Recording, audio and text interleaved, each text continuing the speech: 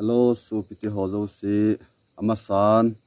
na bon chawin ni ko pha chibe ka hin bole tuni ni ko hin chi YouTube channel a kun hin ki pathu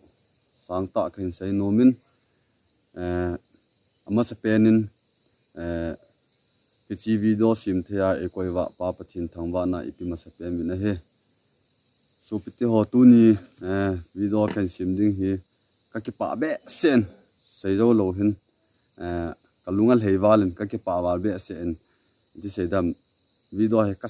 sim jing le tu hi ave get channa ka hin sim na hi ta in ka dei ji pun ka delete jin tu ave get channa hi tan to awang hi upload de ka hin ti a hi in apana a chei chan lungse ta inivet sai pi de win pa kai minin ikiti ma sa pen ne he tuni ni kho hin viewer sole subscriber so pi ulan naw nu la pa pi la pu gu la pai ti ho zo si chule youtuber ka chan khom pi ho zo si chunga ke pa thu kain se aji chu tuni ni kho hin youtube channel hi chi cookie ti million youtube channel hi monetization he ta in ji chun no zo si panla na zale no zo si pot thona wang no zo si support wanga tuni ni khwa hi monetization hi hung ki mu the hi zalin no zo si chunga ke pa thu ka hin sai na he so ting jong le no zo si jong pathinin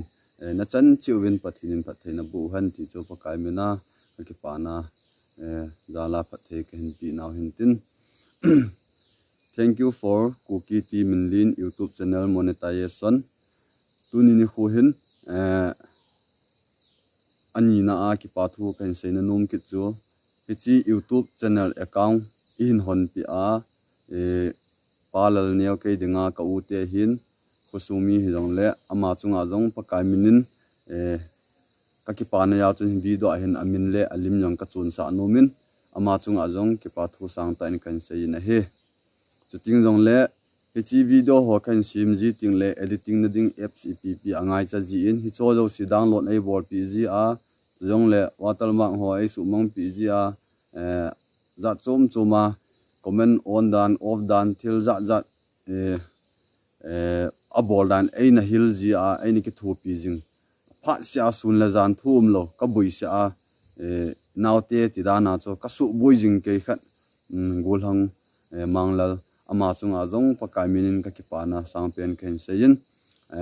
ani ni honin ama ni jong pathinin ato na lam hon cha phat thei bu han ti chu ka ki pa na jala kan se hin tin chuting jong le tu ni chan ge ya ka video sim ho hoi hi han lang hoi nal hi jong le viewer so le subscriber ho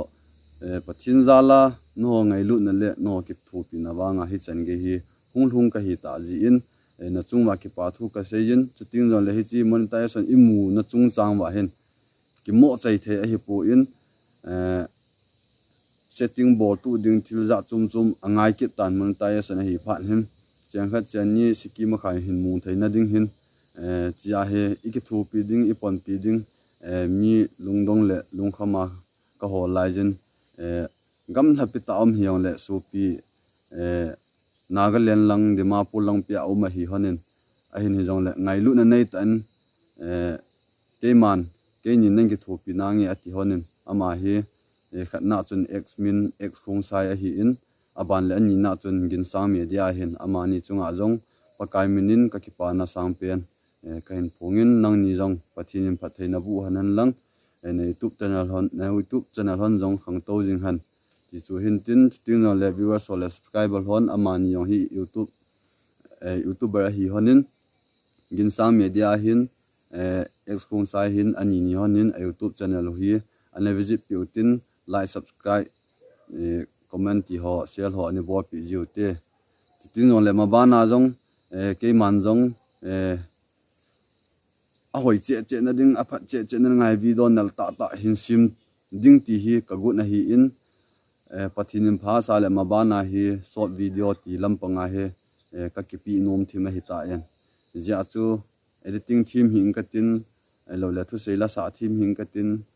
ball team hi yong lang viewers or subscriber hon idea za chum ho in ho zo siu chu comment ho hin sel ji min lang nin sei pi ji min lang nin ki tho pi ji min lang ki thu kho mutin pon kho mutin hi chi YouTube channel hi phatan sim phautin nam dang te din imacha hi hian lang za dang nam dang te he the mu the hi jong leo han i ho ku ki sunga ti sei dam imacha hi yong le niaw niawa khan to na inei theina diu i phat chum pi theina te te diu min lungsit na le ngai lu na nei tan nin support min lang nin ki tho pi jim lan lungial ti osian in bo pi ji diu min din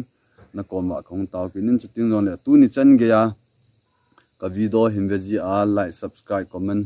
le share in bo pi ho zo si chungam pa kai minin ka ki pa na sang pen khen phong kin na hi chuting long le ke hi abc hebe se lo ka hi ji in video content video kan sim ji ting le thu chang kan ji ho ho abc chang adi lo ji in hi cho jong na thu se na thil ji cho di pui spelling adi pui awa ne ya in sei pi ji a ki phalam lo hela in hil ji a komana in sei pi ho zo si chunga jong khat ve kiu ka bor khi lai to pon ve tam pi kan su khi la hi ta in hi cho zo si ka su hi zo si in hila in sei pi ho zo si chunga pakai minin na chung chi wa jong ki pa thu sang pen ken phong kin na hi mabana ayong ki support tu jingutin he lo te ho ki hil jingutin ki phalam lo ben i bor khil te hong khil jingutin idea ho jong share him bor ji min lang ti chu kan se in tin chu ting jong le masa video ni simu now sen chu tu sunday ni khu chun amin te ho jong kan sim ta win alim inimu wa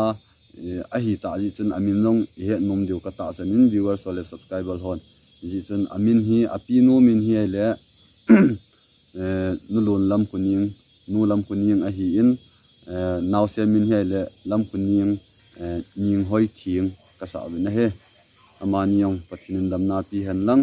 maba na long naw sen long dam theina nei theina nin jong ta na ngai chan hi jingin chuting long le viewers so subscriber ho zo si chunga pakai menin ki pa be sen no chung chi wa ki pa thu avel len kan sein nin support jing min lang no ho zo si jong pathinin phat theina bu han ti chu pakai mina kan sei hin tin itu sei ho zo si chu chamkim lo mei the hin avel vlog video he kan si ma hi tain ka dei lo jin ka delete jing tu hi ako vei chan na hi ta in ki vekil le chamkim kan sa kil lo mei the hin a hin jong le hu jing ma de hi ta in su lei to lei ka tho le nai amun jong hin ka ven smart thei pe na ta natural ding ti da na chu su lei to lei ka thwa ka vet le hilai hi ki jan ka sa pe na hoyong ka sa ya chu hilai mo na he blog he kan si min tin a hoi lo wa le comment a hin se utin a hoi ya le comment a hin se utin phai sa wa le chi video he lung sit tan viewers so lo sin share in bo pi de vin pakai min ki tem ve ting jong le koi tabong hi chi video hi chi channel ku ki tim lin YouTube channel hi subscribe bol nai lo ba le like subscribe share in bol te ti chu pakai mina ki tim naw he ka ki pa tuni ni khwa dingin i video simu chu hi chan hin an sai taute viewers solo si apana chei chen velo si chunga pakai minin avial ki pa thu kan se na bon chawin mongpha